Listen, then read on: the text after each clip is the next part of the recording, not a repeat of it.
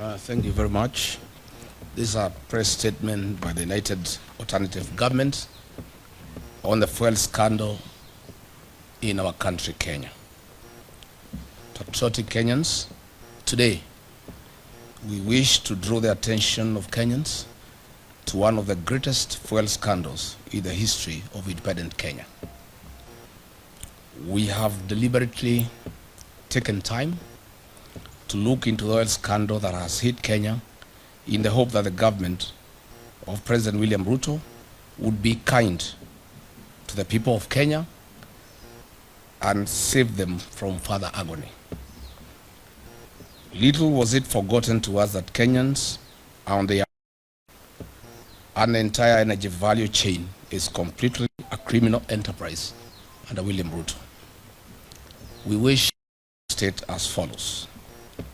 On Thursday, the 2nd of April 2026, Kenyans were treated to dramatic arrests of former PS State Department of Petroleum, Mr. Mohamed Liban, Mr. Daniel Kipto, former DG EPRA, and Mr. Joe Sang, former MD, Kenya Pipeline Corporation. On 4th April 2026, a public statement made by William Ruto meant to hoodwink and fool the people of Kenya. He argued that oil cartels had been crushed to a halt. Further, he strongly stated as follows, that the international oil companies, IOCs, had not declared their inability to perform their obligations under contract. Yet we know that there was official communication requesting a contract review and price adjustment following the Middle East crisis. The other trio had resigned, yet they were forced to resign during the Easter weekend while still under police custody. That the three accused persons would be charged in a court of law for various offenses. The three international oil companies, IOCs, in the so-called G2G arrangements are Saudi Aramco, they supply diesel and super petrol. Abu Dhabi National Oil Company, ADNOC, they supply diesel and jet fuel. And Emirates National Oil Company, ENOC, they supply super petrol. These IOCs supply and distribute fuel through 6 hand-picked local oil marketing companies. But what was being hidden from the public was the real culprits of this scandal. The team leader of this oil scandal is William Ruto, Felix Koskei, and the abroad-based expert, the CS for Energy and Petroleum, Mr. Opiyo Wandayi. And a local company, which is a nominee of the international oil companies, IOCs, awarded under the so-called G2G framework. While the crisis in the Middle East brought about the conflict of the USA and Iran, William Ruto saw a big business opportunity to fleece Kenyans, as he has always done. Kenyans will recall the Brazil maize scandal of 2009 when William Ruto was the Minister for Agriculture, and he was fired by the then Prime Minister, the late Right Honorable Raila Odinga. Truly, you can't change the character of a man. In the so-called G2G arrangement, Gulf Energy, William Ruto's proxy, via a letter dated 21st March 2026, addressed with then PS State Department of Petroleum, Mr. Liban Mohamed, confirmed their inability to supply fuel and triggered a delivery default. Note that Gulf Energy supplies 4 out of 6, or 67% of the monthly fuel cargoes, leaving the other 5 oil marketing companies to supply the balance of 20%, or 2 cargoes imported under the so-called G2G framework. Since the IOCs in the so-called G2G framework agreement could not evacuate fuel through Strait of Hormuz and had communicated their inability to perform their contractual obligations, triggering a delivery default, the 3 government officers invoked relevant provisions of the Petroleum Importation Regulations 2023 and implemented a government directive issued by the National Security Council Committee via letter dated 9th March 2026, reference number OP CAB 3/55A, to explore and implement strategies to diversify petroleum import sources beyond single region, reducing dependency and enhancing national energy security. As such, the above decision was implemented. On 18th March 2026, the State Department of Petroleum, a meeting of the Vessel Alignment Committee, which was chaired by one Joseph Wafula, was held to review the supply position and replenishment plan. The meeting was attended by 13 local oil marketing companies. During this meeting, it was recognized that there is a likely shortage or supply of petroleum products, and in accordance with Clause 21, Petroleum Import Regulations 2023, the 13 oil marketing companies were invited to submit an expression of interest for the emergency supply of contingency fuel stocks for delivery on or before 28th to 30th March 2026. It is important to note that only 4 of the 13 oil marketing companies submitted their bids within the stipulated timeframe. The awards for the supply of emergency contingency stocks was duly awarded to the 2 lowest technically compliant oil marketing board bidders, with the condition that the supply required a quality waiver from Kenya National Bureau of Standards, KEBS. Note, this was also in line with Clause 8.1 Petroleum Import Regulations 2023, an international best practice as seen in other countries who had relaxed fuel specifications following the effects of the Middle East crisis. Subsequently, via the letter dated 28th March 2026, reference MITI/CS/Volume 1/Waiver Number 3, signed by Honorable Lee Kinyanjui, CS Minister of Investment, Trade and Industry, addressed to the Honorable P. Wandai, granted waiver for oxygenates, manganese, sulfur, and benzene parameters in the KSES 158/2025. The following companies were awarded, who are the 2 lowest bidders: 1 Petroleum and Oryx. These were contingency cargoes with delivery dates on or before 30th March 2026. Their supply position was to provide fuel cover for 2 weeks, thus ensuring product availability during the Easter holidays. But where is the mischief of the oil cartels? William Ruto was well appraised of all these processes and procedures. All the directives were issued by the National Security Council Committee, chaired by Head of Public Service Felix Koskei, Ruto's errand boy. After William Ruto got a brief that Gulf Energy's bid was knocked out on technical grounds and the competitors had gotten their letters of award, he issued clear instructions that Gulf Energy bids be affixed to the procurement process and awarded with immediate effect.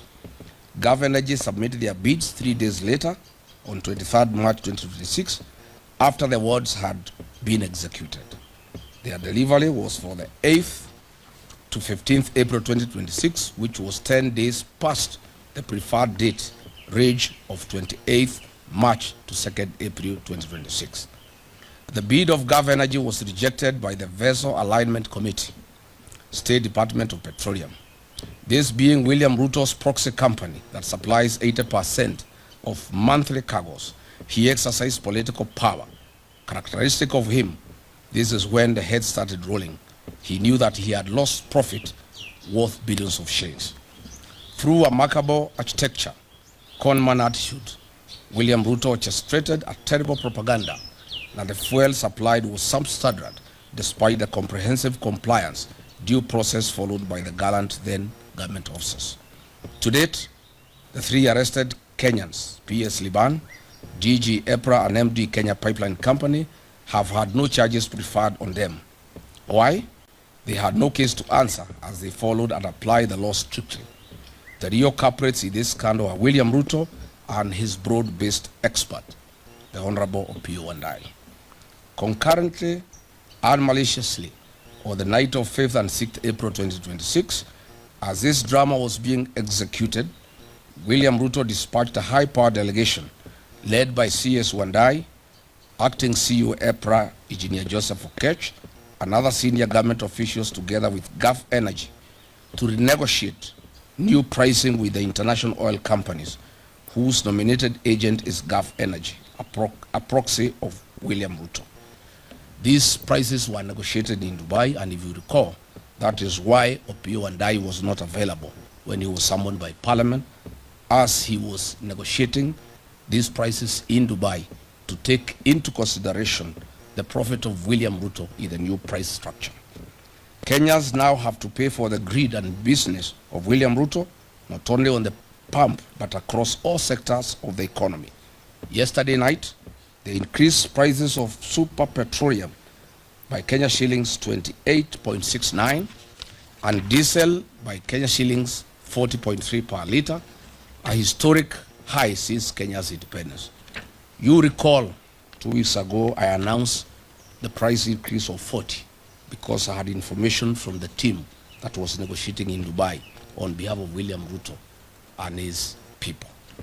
Following the April 14, 2026 price adjustment, Mr. William Ruto will earn a profit of Kenya shillings 5 per every litre consumed by the people of Kenya, or the equivalent of 2.5 billion Kenya shillings, from the 500 million litres to be supplied for the region's consumption.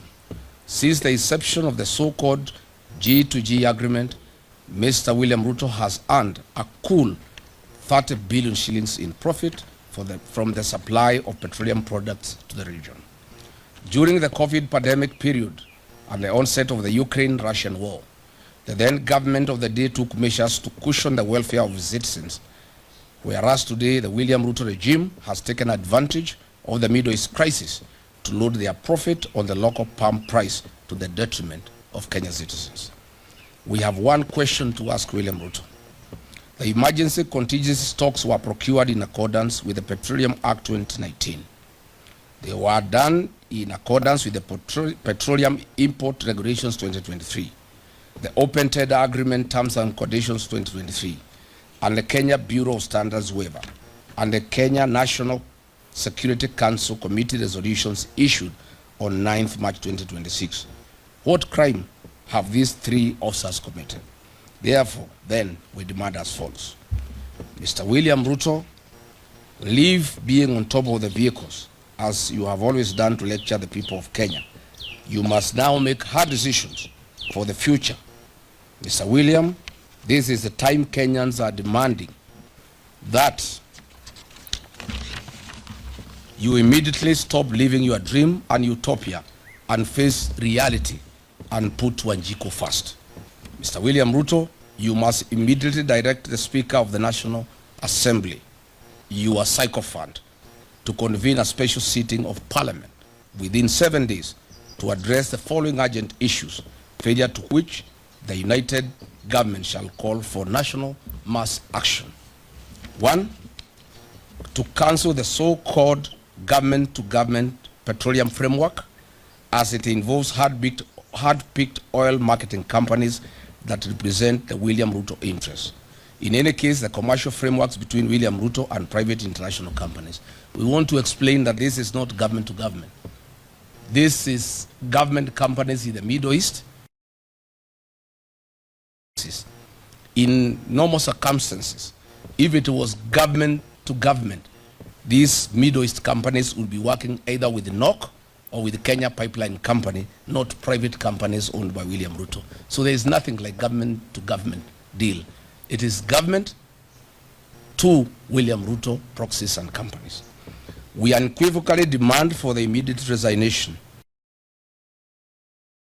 for energy and petroleum, Mr. Opiyo Wandayi, for the fuel scandal and lying under the oath to the National Assembly Committee.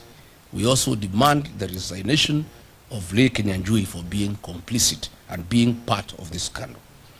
We want to ask to suspend the implementation of the National Infrastructure Fund and use the proceeds collected from the sale of equity in Safaricom PLC and Kenya Pipeline Corporation to cushion wananchi from the adverse socio-economic effects of the April 2026 historic fuel price adjustment. On taxation relief to Kenyans, we demand the suspension of the road maintenance levy that was increased from 18 shillings to 25 shillings per every litre of fuel. We also demand the suspension of the affordable housing levy. We also demand the suspension of unwarranted NSSF deductions that are punitive and are used to finance President William Ruto's single-sourced infrastructure projects. We also demand that Parliament remove VAT on fuel products. We are saying on behalf of the people of Kenya that that is a reducible minimum. And if there is no action taken on the part of William Ruto, we shall announce further measures to the people of Kenya to force William Ruto and the National Assembly to act in the best interest of the people of Kenya. Thank you. Well, there we go. Tomorrow, I will be in the High Court at Milimani dealing with this other state capture matter of the sale of Safaricom shares to Vodacom, itself a foreign company. So although in our statement we have highlighted that whatever the proceeds out of that sale, I want to announce that that is contested and will be in court tomorrow.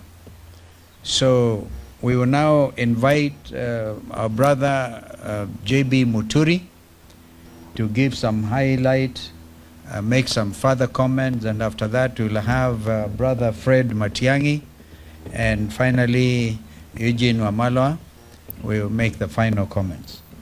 JB. Thank you. Thank you. I just want to state to William Ruto to ask his proxy, Moses Wetangula, to convene a special sitting.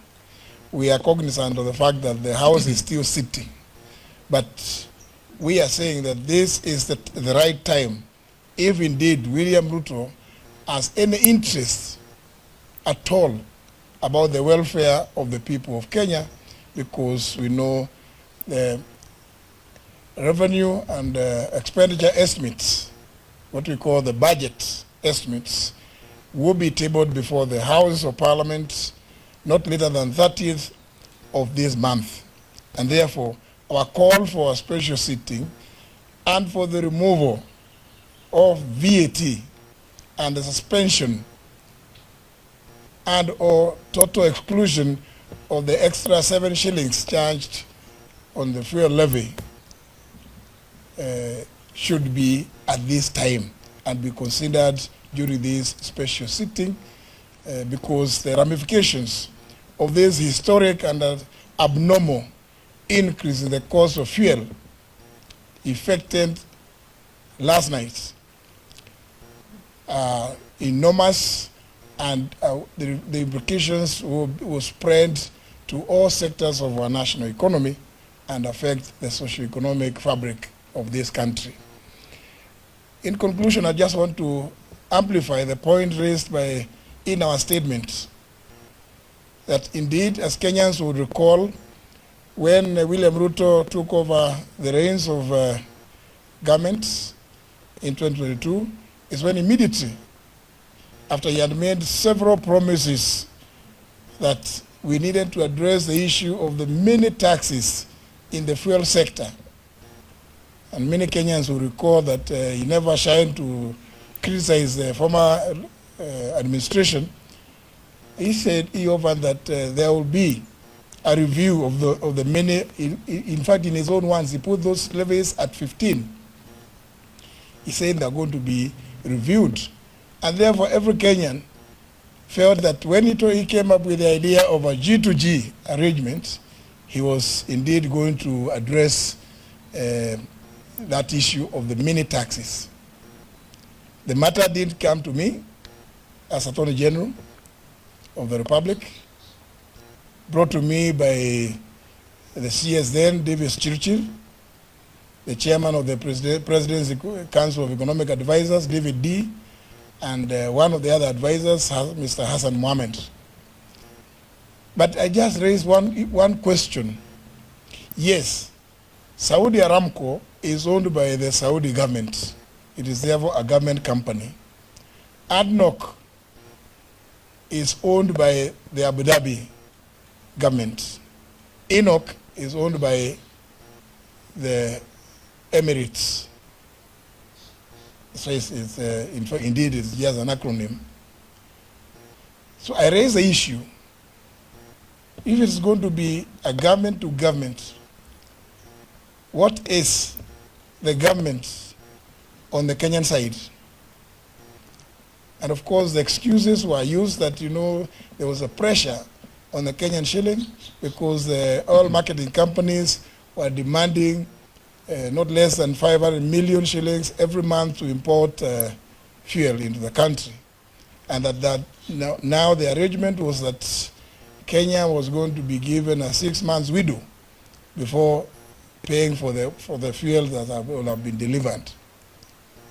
But surprisingly, the government of Kenya chose not to use the government-owned National Oil Corporation, NOC, or the Kenya Pipeline Company, KPC, to represent government on the Kenyan side so that the equation makes sense when you talk about G to G. Instead, the government of Kenya purported to advise the oil importing companies, the IOCs, the three from the Middle East, to nominate locally companies that government purported to have interest in. And those companies, the three that was nominated, are the ones led by Gulf Energy, in which William Ruto controls more than 3/4 of his shares. Indeed, as Kenyans would know, this Gulf Energy is the company that bought out the British consortium that was dealing with the Turkana oil. And therefore, it is no wonder that we have never seen a reduction in the fuel prices, because William Ruto is right in the middle. On the Kenyan side, he is the G. That's why we are calling on William Ruto to now cease this arrangement. And that's why we are saying Parliament should actually be the one in the forefront to call for scrapping of this so-called G2G arrangement, so as to address the plight of the common person who is going to get the effects of this astronomical and abnormal increase in fuel prices. Thank you. Thank you. In addition to what my colleagues have said, when we were reflecting on this issue this morning, the 3 points that need to be made in addition to what we have said in the statement, the lengthy and detailed statement we have put out, is that one, a lot of information on this matter has come to us, the leaders of the opposition.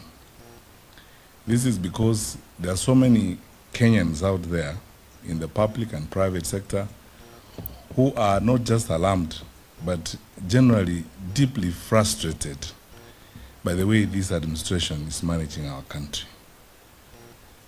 I stop to ask the question all the time, in this era of information and liberal availability of information, it cannot be that the government and its leaders are doing this in the hope that the public will not know, which leads us to the conclusion that they are doing so blatantly, deliberately, and they actually don't care about the law, they don't care about the stability of the country, and they don't care about the progress of the country. Two, it's astounding the level of conflict of interest involved in this matter. When you read all the documents and all the information that has been brought to our attention, it's so abundantly clear that the president and head of state is not just an interested party in this matter. He is a practical key player in this whole matter. And our president is now faced with that conflict of interest where he needs to choose between being head of state and government and therefore the custodian of the welfare of the people of Kenya and the businessman and the practitioner that he is in the business environment. Because for the private sector in this country, the leader of our nation is a predatory competitor. And he can't hold that position of competitor and regulator at the same time because obviously you can see the resultant effect of it. It's untold pain and suffering of our people. Lastly, I hate to say this. I always hope I'm wrong on some of these things because just 4 years ago, before we left the government, we warned the country about a number of these things. I was the previous administration when we saw some of these things and pointed out that these our friends do not have the capacity to be fair arbitrators and leaders of a great nation such as ours. In my view, and we've discussed this matter considerably, if this issue is not dealt with, this matter of oil, I think we haven't seen the worst yet in terms of the direction our economy is going to take and some of the things that are going to happen as a result of the conduct of government business. So when we say publicly that our country is going the wrong direction, we do so because we love our country, we are patriotic, we are responsible people, and we have a moral duty to point out to our fellow citizens when we think we are clearly entering a very dangerous zone in the affairs of our country. Our leaders need to make that painful decision. Are they going to be leaders, regulators, managers of the affairs of our country and therefore the custodians of our people's welfare? Or they are going to be private business people doing business? If you sat down with Kenya Private Sector Alliance, the Kenya Association of Manufacturers, and all these private sector people working in our country and investing, working very hard in our country, some of them in low tones, some of them in extreme frustrations of the things that happen, give you evidence that our country is headed the wrong direction. And we are asking these questions not because we are negative about these things, but because we are also alarmed at all these things that are available. And we want to, lastly, on behalf of my colleagues, thank the Kenyans who have given us this information. You had my three colleagues who spoke before me, Honorable Gashawa, Honorable Kalonzo Musyoka, and Honorable Muturi. All this information that we have, a lot of it every day is coming to us from Kenyans who are very concerned. We thank them. We want them to know that we appreciate their forthrightness and their commitment, and we remain open. Please give us more information on this, because we have been taken through this oil business by government officers and public officers who are willing to share information, who are equally concerned and very, very frustrated by the way the affairs of our country are being run. We will work with them. My last point is to assure them that in us they have very worthwhile partners. We are also hopeful about our country, and we are asking them not to lose hope even as they find themselves in those circumstances. Help is on the way.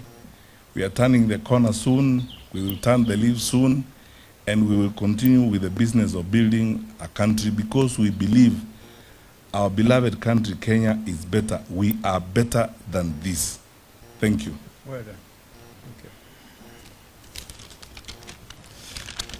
Asanteni sana. Nafikiri wenzangu wameongea Kiingereza mingi, wacha nijaribu lugha ya taifa, na niseme ya kwamba Wakenya wenzangu, jana shirika la April limetangaza kuongezeka kwa bei ya mafuta. Kienda kwenye station yoyote kufika sasa, mafuta ya petroli yako zaidi ya shilingi 200 na vile vile ya diesel, na hili ni jambo litaumiza wananchi sana, haswa wakulima wengi ambao walikuwa bado wako mashambani. Diesel imekuwa bei ya juu sana, na inamaanisha hata yule mkulima pale kwenye shamba, kuanzia leo mambo yatakuwa magumu. Hata wale walio katika uchukuzi, transport, diesel itapanda. Hata vijana wetu wa bodaboda, petroli itapanda, na hiyo inamaanisha nauli itapanda kutoka kwa yule mwana bodaboda, yule matatu, ile bus, na popote unapoenda. Sasa gharama ya maisha imeongezeka kuanzia jana, na mara ya mwisho tukifikisha zaidi ya shilingi 200 bei ya mafuta ilikuwa wakati wa maandamano ya kwanza, wakati tulikuwa na finance bill ya kwanza ya serikali ya Kenya kwanza, na hiyo ndio ili double mambo ya VAT, ushuru kwa mafuta, kutoka shilingi 8 kwa lita hadi shilingi 16, 16% ya VAT on fuel every liter. Hapo ndio ilifanya gharama ya maisha ikaongezeka sana, kukawa na maandamano, na baada ya maandamano tukaulizwa twende kwa mazungumzo kule kwenye Bomas. Tuliongoza Mheshimiwa Kalonzo Musyoka kule kwenye Bomas, timu yetu ya Azimio, na kati ya yale tuliambia serikali hii ni kwamba Bwana Zakayo, shukisha ushuru. Ushuru wa kwanza shukisha kwa mafuta. Pale Uhuru Kenyatta aliwacha kwa serikali, na ilikuwa kwa hiyo serikali na Mheshimiwa Matiang'i hapa, ilikuwa pressure nyingi sana VAT ipite 8%, lakini Uhuru Kenyatta alizuia, akasema ikipita hapo wananchi wataumia. Na hiyo ndio ilifanya lita ya mafuta wakati Uhuru anaondoka, Wakenya wenzangu mtakumbuka, ilikuwa shilingi 159, 159 per liter. Lakini baada ya hiyo finance bill 2023 bei ikaongezeka, kawa na maandamano. Kwenye Bomas tulikuwa na Mheshimiwa Kalonzo, tukawa na Mheshimiwa Opiyo Wandayi na wenzetu wengine ambao tulifanya kazi nao. Leo nataka niukumbushe ndugu Wandayi ya kwamba tulitumwa Bomas ili tushukishe ushuru kwa mafuta. Kulikuwa na ushuru mara 16, different levies and taxes on fuel alone, na hiyo ndio iliongeza gharama ya maisha. Na wakati huo tukasema hiyo VAT ishukishwe from 16% irudishwe 8%. Wenzetu wa Kenya Kwanza walikataa, na wakati tunamaliza mazungumzo hayo bado waliongeza tena mambo ya fuel levy kutoka shilingi 18 hadi 25. Na hiyo ndio sababu leo tumeambia Bwana Zakayo, sababu bado wako juu mtini na ushuru bado unapanda, ya kwamba aanze kwa kushukisha ule ushuru aliongeza akichukua ushukani baada ya Uhuru Kenyatta. Aanze na hiyo shilingi 7 kwa kila lita. Hiyo ikishukishwa, Wakenya wataanza kuona nafuu kidogo katika mambo ya mafuta. Pili, ushuru wa VAT kwa mafuta, huo ukiondolewa, hii bei itarudi chini ya 200, na hiyo itasaidia kila mwananchi wa Kenya popote ulipo katika. Hiyo ndio jambo tumesema leo tukutane hapa na tuseme we must demand that this be done immediately, na bunge liwe na kikao rasmi kuzungumzia hili kama swala la dharura, sababu linaguza kila mwananchi wa taifa letu. Shida ambayo ilikuweko tena kule Bomas, kulikuwa na hii mpango wa G2G. Wakati huo ndio ulikuwa unaanzishwa, na tuliambiwa dola imekuwa mbaya, sasa lazima tufanye negotiation na wenzetu wa Arabuni so that we stabilize. Na hata baada ya hiyo vita ya Ukraine na Russia, mambo kuwa kurudi normal na vile vile dola yetu kuweza kustabilize, G2G hiyo ilitakiwa iweko hadi mwaka jana. Alafu tukasikia imekuwa extended hadi December. Sasa tuambiwa hii G2G imekuwa extended hadi Septemba mwaka ujao. Hiyo inamaanisha ya kwamba hii bei itabaki ama itaongezeka, lakini haitaenda chini, sababu ya hii deal ambayo Kenyans are locked in, mpende msipende. Leo tumeelezwa vizuri sana kwenye statement yetu, tumeelezwa wa Kenya mwenye G2G wakati wa Bomas, nilikuwa kati ya wale tuliangalia mambo hayo, na wakati walikataa kushukisha ushuru, nilikuwa kati ya wale nilikataa kuweka sahihi mkataba huo, sababu walikuwa na uwezo wa kushukisha ushuru wakati wa finance bill ya kwanza, lakini wakaongeza hata finance bill ya 2024 ikawa mbaya zaidi. Mzigo huo ulirudi kwa mwananchi, na ndio sababu vijana wetu wa Gen Z walijitokeza kupinga finance bill 2024. Kama tungefanya the right thing at Bomas in 2023, tutoe hiyo ushuru, tuachane na hii mpango wa G2G, vijana wetu wale walikufa 2023 75 hawangekufa. Vijana wa Gen Z waliokufa 63 2024 wakipinga ushuru huu hawangekufa. Leo tuwasema wakati umefika, Bwana Ruto, ufanye kile ambacho Wakenya wanakuomba sasa, utoe hiyo ushuru. Lakini zaidi hiyo G2G wakati wa Bomas, when we challenged it, tulisema haikuwa G2G wakati huo, and on record kule Bomas katika Hansard iliyowekwa, sababu kulikuwa na Hansard ya bunge, ya kwamba hii G2G ilikuwa government to gangsters. Upande wa Uarabuni ilikuwa ni serikali, mashirika yameambiwa na aliyekuwa Attorney General ya serikali, lakini upande wetu tukatoa mashirika ya serikali tukaweka kampuni zetu za kibinafsi, so it was government to gangsters. Na ile faida ambayo hawa wametengeza, vile Mheshimiwa Gachagua amesema hapa, it's obscene, it's immoral, ya kwamba rais wa nchi anaweza tumia shida kupata faida na kujifaidi yeye mwenyewe na wenzake, wanabiashara wenzake, na ni mabilioni ya pesa ametengeneza. Yale yanaendelea Kenya ni kama yale Shakespeare alisema Merchants of Venice, ambayo wamechukua profiteers instead of patriots who are leading our country. Wachache wanajivunia kuwa Wakenya wakitengeza pesa nyingi sana kwa kila lita ya mafuta, na Wakenya wengi wakiwemo mama mboga na bodaboda waliokuwa at the bottom of the pyramid, ambao walitakiwa waletwe up, hao ndio wanafinywa sana na wanavumilia kuwa Wakenya. Hiyo G2G tunataka tuseme ya kwamba it must be scrapped, sababu imekuwa a source of a lot of money coming into the pockets. Pesa mfukoni hii kwenda kwa mwananchi imeenda kwa Bwana Ruto na wenzake. Na leo tunataka tuseme ya kwamba wakati umefika tuanze kujiuliza, je, tunaweza endelea kuwa na rais ambaye ni mwanabiashara, ambaye atumia ofisi yake kujifaidi mwenyewe na marafiki zake? Wakati amemaliza mwaka wa kwanza, orodha ya kwanza ambayo ilitoka, and this was global ranking of the most corrupt presidents of the world, aliorodheshwa kuwa nambari 2 nyuma ya Assad wa Syria. Mwaka jana wakati orodha imetoka ya kuangalia marais tajiri sana, amekuwa katika the first 11 of the richest presidents in the world, akiwemo na maoligarch kama Putin wa Russia. William Ruto ako kwa hiyo orodha. Na hiyo haitushangazi, sababu kama wewe ni rais mfisadi sana, mwanabiashara hodari, uko kwa sekta zote. Ukienda kwa sekta ya banking, ako kule, hii bank inaitwa Sidian.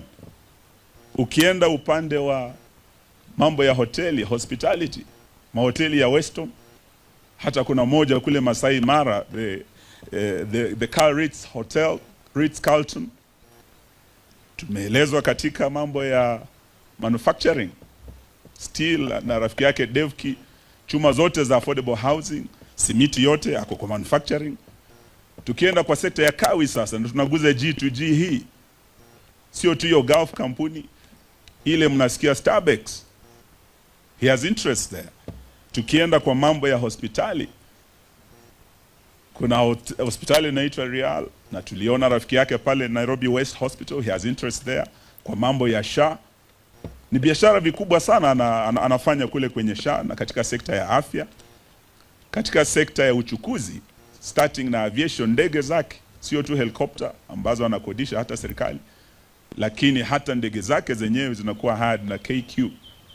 Ni mwanabiashara mkubwa sana hata angani, sio tu hapa chini ardhini katika Kenya. Ni jamaa wa majuu sana. Tukienda kwa elimu, anaanzisha university kule Eldoret, sisi sote tunajua.